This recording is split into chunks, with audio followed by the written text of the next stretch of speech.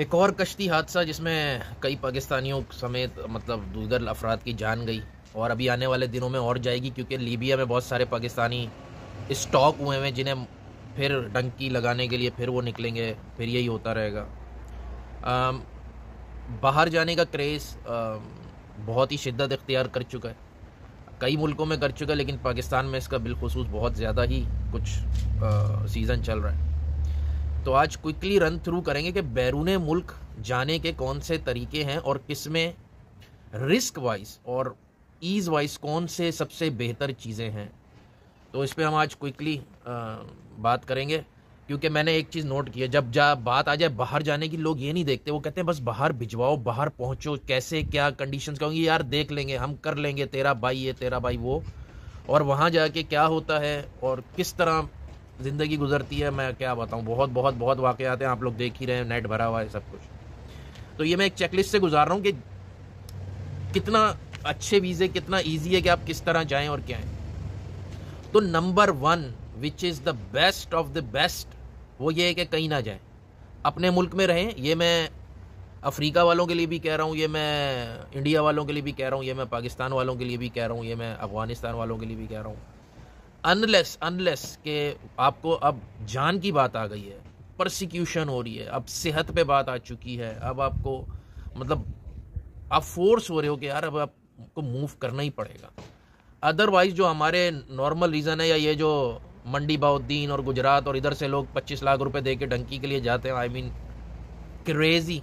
और अभी आखिर में मैंने उसी पे ही बात करने के लिए शुरू जो की है उसी पे ही एंड करूँगा। तो बेस्ट ऑफ द बेस्ट कहीं ना जाए, अपनी कंट्री में रहें।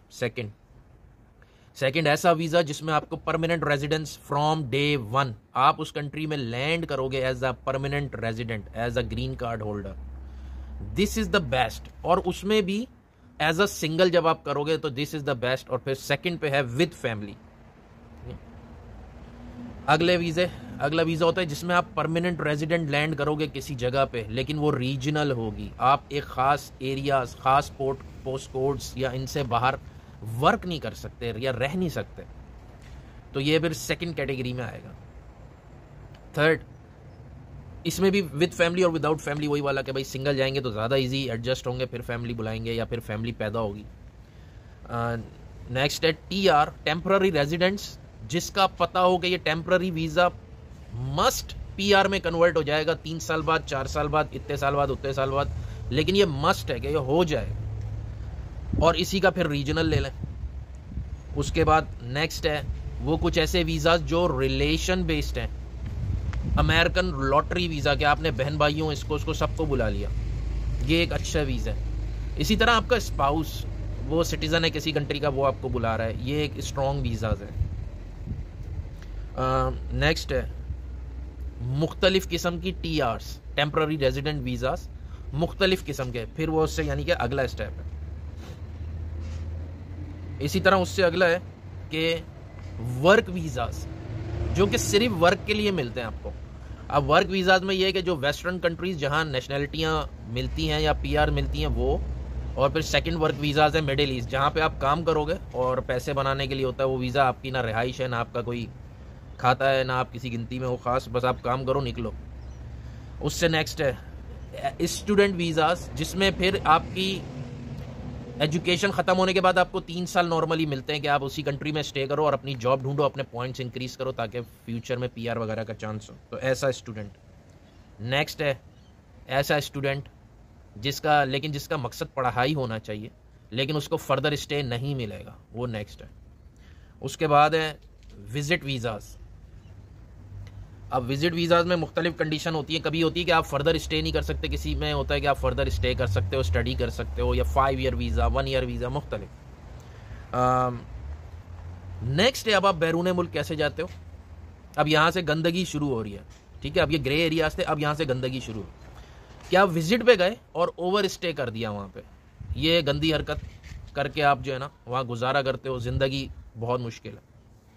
नेक्स्ट है विजिट पे गए विद फैमिली और वहाँ स्लिप हुए, यानी कि ओवर स्टे किया, ऐसे स्लिप कहते हैं कि आप ओवर स्टे कर जाओ, ये इंतहाई वाहियात काम है, ज़िंदगी जहन्नम से बदतर है, ठीक है, ऐसी हो जाती है। उसके बाद है प्रोटेक्शन या असाइलम वीज़ा।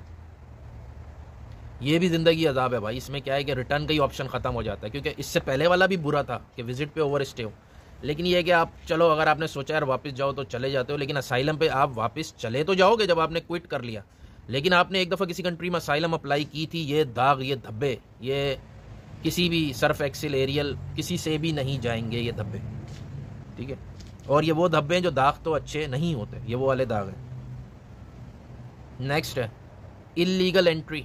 किसी कंट्री में इलीगली एंटर हो गया, उसकी पड़ोस कंट्री में आए थे, शेंगन वीज़ा हो गया, कुछ और हो गया, उसको लेके आए थे, यूके एंटर हो गए, कुछ और कर लिया, ये बहुत गंदी हरकत है। नेक्स्ट है कि वीज़ा आपने एक तरह का लीगल लिया लेकिन इन्फॉर्मेशन बोगस दी थी, बोगस इन्फॉर्मेशन की बेस पे ऑब्टेन किए गए वीज़ाज। जैसा कि अभी यूके में हुआ कि केयर गिवर्स के वीज़े जो है ना लोगों ने दबा के ख़रीदे, वहाँ पहुँचे और वहाँ अब उनको केयर की ज़रूरत है, जो गए थे उनको इंतहाई निगहदाश्त की ज़रूरत है। नेक्स्ट है कमीनगी बेगैरती में, ये वन लेस लेवल। इसके बाद आखिर लेवल है वो है हाइब्रिड डंकी। हाइब्रिड डंकी ये होती है कि आप लीगली मुल्क से एग्जिट किए हो, किसी मुल्क से, पासपोर्ट आपके पास है, सब कुछ है, आप किसी और मुल्क में लैंड करे हो लीगली, वहाँ पे लीगल स्टे करो, लेकिन फिर वहाँ से आप कहीं और जाओगे, जैसे कि ये लीबिया वाला वाक़यात, या कहीं और आप पहुँच गए, ग्रीस पहुँचे, फ़र्ज़ करें लीगल पहुँचे, वहाँ से फिर इलीगल एंट्री कर रहे हो, या टर्की लीगल पहुँचे, वहाँ से आप यूनान पे हमला करोगे, जो भी है। और लास्ट वो ये है कि फुल लीगल इलीगल डंकी, और फुल इलीगल में ये है कि आप अपने कंट्री से ही इलीगल चले थे, ठीक है। ये जितना ख़तरनाक, ज़िल्लत आमेज़, बेगैरती, कमीनगी, इसको जितनी बुराई इसकी की जाए उतनी ही कम है कि आप अपनी कंट्री से इलीगल निकले थे, और अगर विद फैमिली निकले थे तो फिर मैं क्या बोलूँ। इसकी बहुत एक्सट्रीम ये होती है कि यार आपकी लाइफ को कंफर्म थ्रेट है, आप ज़िंदगी बचाने के लिए तो आप कुछ भी कर सकते हो, उसको तो कलाम से बाहर है वो बात, लेकिन यार ये एजेंटों को 40 लाख दे के ये हरकतें, 40 लाख पर पर्सन, 25 लाख पर पर्सन, 30 लाख पर पर्सन दे के फैमिली के साथ, बीवी बच्चों के साथ, और वहाँ पे होता क्या है फिर। यानी कि ये इसकी जितनी मजम्मत की जाए कम है। और आज गो के उनका दुख अपनी जगह है, और जाहिर है जिन लोगों के अफराज चलेगा, लेकिन मैं क्योंकि डायरेक्ट इन टच में, कई दफ़ा मेरे एक दोस्त है मंडी बहुत दिन के गुजरात के लोगों से, उन्होंने कहा यार मेरे भाई गए थे, वो गायब हो गए थे घर से, घर वालों ने सब्र करके बैठ गए यार वो यूरोप निकल गया होगा, और यही हुआ कि चंद महीनों बाद फ़ोन आया कि यार मैं पहुंच गया हूँ यूरोप। अम्मा अब्बा भी ज़्यादा टेंशन में नहीं थे। यार ये अगर ये घर वाले हैं तो ऐसे घर वालों पे भी मैं बोलता हूँ सलाम, ठीक है, क्योंकि इसके घर वाले इसलिए सलाम कर रहा हूँ क्योंकि इनको मैं जानता हूँ कि यार ये फैमिली स्ट्रॉन्ग है, ज़मीन है, ये वो फलाना डिमांड। कुछ ऐसी है जो गरीब भी होंगी, लेकिन यार ये हरकत करना और घर वालों का सपोर्ट करना, तो जो घर वाले सपोर्ट करें वो भी इंतहाई बेगैरत और लानत के मुस्तहिक होंगे जो अपने बच्चों को इन राहों पे झोंकते हैं। और एंड में मुझे मजम्मत करनी है जो कि इंतहाई 2 नंबर, हमारी कौम ही 3 नंबर है, तो उसके जो आइकन है जिनके बारे में मैं जिक्र कर चुका हूँ कि बेस्ट फौजी आइकन हमारा है फैज़ हमीद और हमीद गुल, हमारे मुफ़क्किर हैं औरिया मकबूल जान, हमारे राइटर हैं कमर क्या रहमान, क्या नाम है यार, ठीक है, जो वो 2 टके की औरत करके और फिर खुद कहाँ पकड़े जाते हैं, वो अभी भी वो 8 टके के चल रहे हैं माशाल्लाह, ठीक है। और ये हमारे हीरो हैं, और हमारा हीरो है सहाफ़ी इमरान रियाज खान। इसने भी जो अभी हरकत की है, घटिया हरकत, व्यूज़ लेने और उसके लिए बहुत ही इंतहाई गंदी गलीज़ हरकत, कि उसने बोला है कि यार मैं डंकी मार के निकला हूँ और मैं जो है ना फिर किस तरह रस्तों से पहुंचा, और उसकी तस्वीरें शेयर की, मैंने वो तस्वीरें देखी हैं, मेरे कुछ पुराने वीडियोस में मेरे गले में मफलर डला होता होगा। इसके वो ड्यूरिंग ट्रैवल 3 मफलर चेंज हो रहे हैं, उसके डिज़ाइन, ट्राउज़र चेंज हो रहा है, ठीक है। गया किस कस्मा पुरसी में कि बस ना चने खाता हुआ निकला है, और 28 दिन इसने पैदल चले हैं और पता नहीं क्या किया है। मैंने पूरी नहीं सुनी उसकी बात, लेकिन जो झलकियाँ मैं देख रहा हूँ, पाकिस्तान की इंटेलिजेंस किसी के पीछे पड़ जाए पाकिस्तान में, वो टॉयलेट नहीं जा सकता उनकी मर्जी और इन्फॉर्मेशन के बगैर, वो अपने घर के अटैच बात में नहीं जा सकता। ये पाकिस्तान से निकल के कहीं पहुंच गया, इसकी इन हरकतों पे इसको अटेंशन चाहिए, मुझे कोई एतराज़ नहीं, बोल भाई तेरा काम झूठ बोलना था, अभी भी झूठ बोल। इस तरह की मिसालें दे के जो यंगस्टर या जो डंकी मारने वाले, उनको कितनी इंकरेजमेंट मिली होगी कि यार एक शख्स जिसके पीछे ISI पड़ी हुई है वो हंसते हंसते निकल के यूरोप पहुंच गया है, तो यार मेरे पीछे तो कोई भी नहीं पड़ा हुआ, मेरे तो पीछे अबू नहीं पड़े हुए मेरे, वो भी इनकारी है कि यार ये पता नहीं मेरा बच्चा है कि नहीं है, वो तो भैया मरो जाओ दफ़ा हो निकलो यहाँ से भाई। जो घर वाले दुआएं कर रहे हैं कि मेरा बच्चा डंकी पे यूरोप पहुंच जाए, ऐसे लानती लोगों का क्या कहना। तो हमारे माशरे में व्यूज़ के लिए कपड़े उतार, ये सहाफ़ी, इस तरह के सहाफ़ी हैं, ये कपड़ा उतार सहाफ़ी, इन पर भी मुझे कुछ भेजने का दिल चाह रहा है, लेकिन अब मैं क्या बोलूँ ऐसे लोगों को। तो आपको इस चीज़ को हर किसी को हर लेवल पे डिस्करेज करना है। इस लिस्ट का बहुत से लोगों को पता होगा, लेकिन मैंने इसको एक जगह करने का सिर्फ यही मकसद है कि जब आप अपने ऑप्शंस को देख रहे होते हैं, लोगों को मैंने देखा, मुझसे कितनों ने रब्ता किया, उमर भाई पैसे बताएं, बस हमें यहाँ बुलाएं, आप हमें बेवा के वीज़े पे बुला लो, ठीक है, किसी वीज़े पे बुला लो, LGBT पे बुला लो। अबे भाई ऐसे नहीं आया जाता, ऐसे नहीं होता, और यहाँ सुरखाब के पर या फूल नहीं लगे हुए। तो आपको इस चेकलिस्ट पे देखना कि मैं कितना ऊपर हूँ बाहर बैरून मुल्क आने के लिए।